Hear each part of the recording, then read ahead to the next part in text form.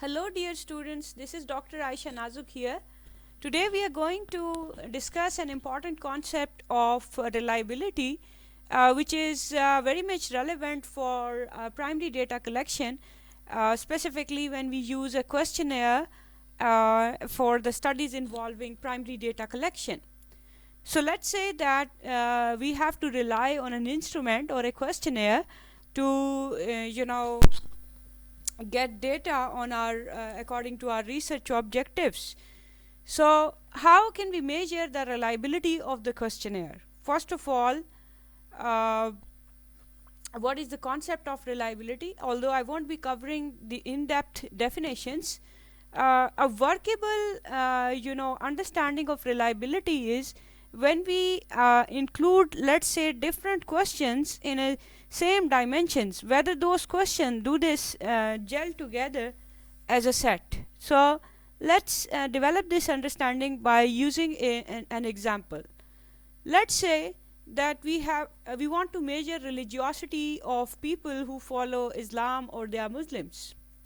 So we know that religiosity is an abstract concept, and we need some dimensions of this concept. In other words, we need to break down the concept of religiosity into its subfields, or you can say different yes, dimensions or subfields. That's enough.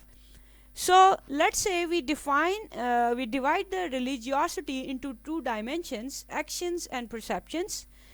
And although I always advise to the students that whenever you have to break down a concept into its dimension, you should take help from literature. Sometimes the dimensions could be according to different schools of thought. For example, if you are analyzing, domestic violence, so you can include two different dimensions of domestic violence in accordance with the two different school of thoughts that are being frequently discussed in literature. So focusing back on the current example, let's say that by using a rigorous literature review that we have categorized religiosity, or broken down religiosity into two dimensions: actions and perceptions. So let's say we need to dig one level deeper into this concept. Like further, after breaking down the concepts into dimensions, we can break down the dimensions into different elements. So let's say you can see that this is the second layer of categorization, and it's not necessary that you always break down into dimensions and then elements. You can directly go from dimensions to the questions as well. But in this example, we have introduced one layer for the categorization of, let's say, actions into personal actions and societal actions. Then perception is divided into perception about self to creator relationship and perception about the life after that. So let's say, using literature review, we have defined that these are the important further categories of actions and perceptions. Now suppose that I currently focus only on, let's say, A2, dimension number A2. So what is A2? A2 is societal actions. Let's say I have data on A2, and suppose that I have added 4 questions in this dimension. And the questions are: I donate money for social welfare, I do social work in kind, and so on. One interesting thing that you can note is all the questions are phrased in a manner that, if, for example, if the response options are, let's say, strongly agree to strongly, let's say, okay, let me write strongly agree, and then you have agree, and then you have neutral, disagree, and strongly disagree. So let's say if you have given a number 5 to strongly agree, and number 4 to agree, 3 to neutral, 2 to disagree, and 1 to strongly disagree. So if you have used this type of scoring, what you need to see is all the first three questions, they are phrased in a manner that strongly agree is the most positive response option, right? What am I saying here is question number 1 to question number 3 above, they are phrased in a manner that strongly agree is the most positive response option. Now, but if you have a closer look at question number 4, it is phrased in a manner that strongly agree will be the most negative response option, because when you are asking that a person really rarely considers the repercussions of his or her actions on society and environment. So, if in question number 4, strongly agree would mean or imply most negative response option. Now, what does that mean? What you have to do is either before phrasing the questions, you should ensure that all the questions are phrased in a manner that the most positive response option is given same number. For example, I have two options. Either I should rephrase this question number 4. Let me write here. One option is that instead of using this phrase for question number 4, I can use the phrase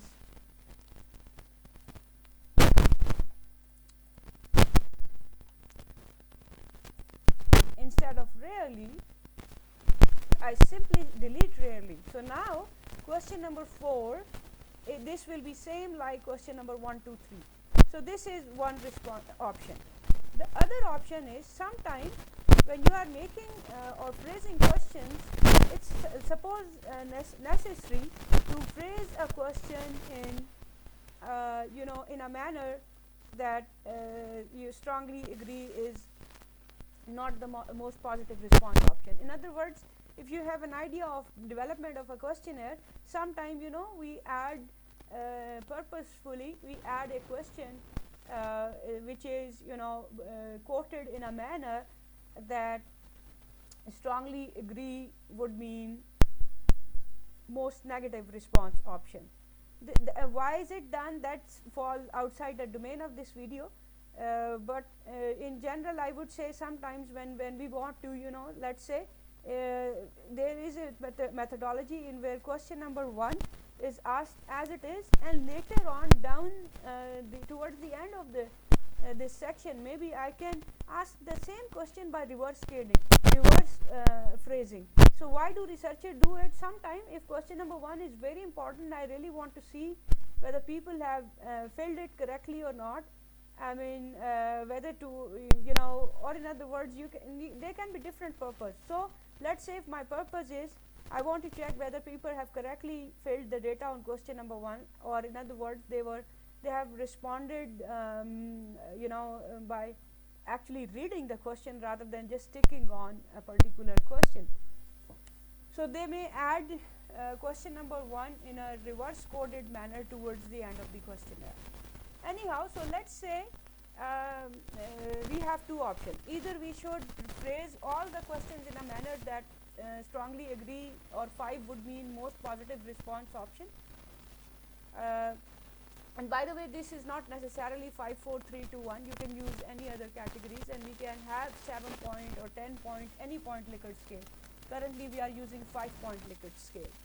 So we have two options. Either phrase all the questions in a manner that strongly agree means most positive response option, or second option is that we take the data in as it is, like in a negative while one of the questions is negatively phrased, but then later on we will have to do reverse coding in any software. For example, once I have to calculate Cronbach alpha for question number 4, I will transform the data by coding 5 to 1, 4 to 3 sorry, 5 would be coded as 1, so reverse coded, so 2, 3, 4 and 5.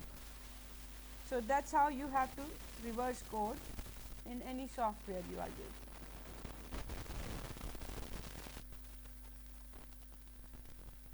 Okay, so let's say I have data and on these questions, suppose I want to currently I'm using SPSS for this example. So here is SPSS. Once I open SPSS, I have to click on variable view, and let's say I make the questions here. A1Q1 is the variable name, and then A1Q2, A1Q3, and A1Q4. So these are simple numbers, so I can forget about the decimals. So here I make the decimals as 0 because there won't be any points in it. And in the label I can type full questions. For example, I can copy this and paste here in label.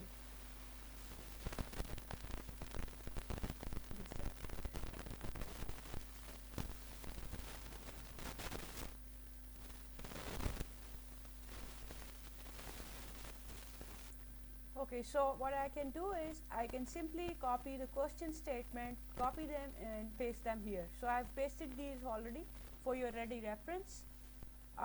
In question number 4, now you notice that I have added it in a way that it is negatively phrased. That is, if I strongly agree to this statement, that will be the most negative response option.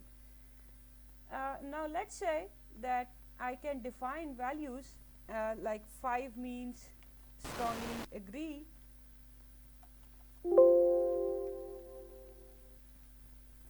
right? Similarly, 4 means agree, 3 means neutral, and 2 means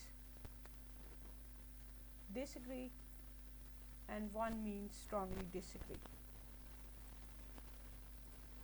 So I can copy this and I can paste here. Simply copy and then paste. Either you can one by one, and you can use control by scrolling down and pasting on all of these cells. Okay, so now SPSS knows that 5 means strongly agree, 4 means agree, and so on. So now once I have this data, let me enter a hypothetical data here. Suppose I keep on entering data for, let's say, of course 5 shouldn't be here because we are having from a scale from 1 to 5.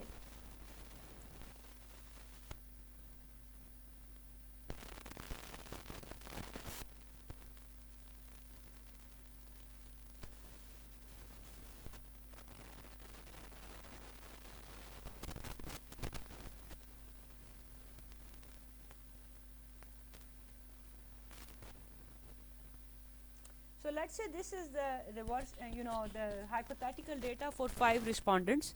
Although we never test reliability on such a small sample size, whenever we do pilot study, the minimum sample size required, the guidelines vary. But in general, you could say that you should, conduct the pilot survey at least on 30 respondents. Anyhow, for now, just for the sake of learning how to calculate, but in practice you should not calculate Cronbach alpha for such a small sample size or only for 5 respondents. You should have at least data for, let's say, 25 to 30 respondents. Now, as I said, that I phrased question number 4 in a manner that it needs reverse coding. That is, I have to make a new question 4 in which 5 is declared as 1 and so on. So what I will do is I will go to transform and then click on recode into different variables. Then I will drag this question number 4 here. In the output variable name, I can type question 4 dot recoded. By the way, in SPSS, space is not allowed, so I've used recoded. In the label, you can type the exact question statement, or you can write reverse coding of question number 4. So in the label you can type detailed description, so that later on when you use the file you have an idea why the question was recoded. So you then click on old and new values, and you simply tell SPSS that 5 means 1 and click on add. Then 4 means 2, click on add. 3 means 3, click on add. 4 means not 4, 2. 2 means 4, and 1 means 5. So that's how I have told SPSS to reverse code, like 5 is 1, 4 is 2, 3 remains 3 because that's in the middle of the scale, so that will remain unaffected. 2 becomes 4 and 1 becomes 5. So then I click on continue and click on change. Unless I click on change, the OK option will be frozen. So I click on change and then I click on OK. So now you see that I have question 4 recoded, right? Now what I'll be doing is I want to calculate Cronbach alpha for these 4 questions together. So before I calculate Cronbach alpha, let me tell you what is a minimum acceptable value. So generally literature suggests using 0.7 as a minimum acceptable value, but in social sciences even 0.6 is also considered a fair threshold. So you can, for more details, you can refer to this URL, where you will see that there is a difference of opinion among researchers that as to what is the minimum acceptable value. So generally speaking, in social sciences you can use a threshold of 0.6, or maybe if the topic is you can say it's so abstract that even an inter-item correlation of 0.6 is sufficient. Anyhow, so you can use more details on this URL. And how we'll be calculating Cronbach alpha. Let's say we go back to SPSS and I will go to analyze and then scale and then reliability analysis, right? Analyze, scale and reliability analysis. So we'll be moving these questions here one by one. We have these 3 questions and the last one. So either you can scroll them here one by one, or you can use the control key and select multiple questions and then bring them here. For example, if I click on this question and then on my keyboard I hold the control key and then click on other questions, so you will see that I am able to select multiple questions. Anyhow, so I have selected question 1, 2, 3, but I have selected question 4, which was recoded, right? Then I will click on OK. So you'll see that the Cronbach alpha here value is negative, which means that in this particular example, remember that I have entered hypothetical data. So according to this result, these questions, they do not gel together as a set, and whenever the value of Cronbach alpha is negative, that means that there are some serious reservations about your dimensions. But as I said, I have entered hypothetical data, so this I'm not focusing on whether my instrument is reliable or not. So negative means the instrument, or the dimension is not properly phrased, or the questions they need to be maybe have a closer look how you decided which questions to add and what particular measuring scale you are using.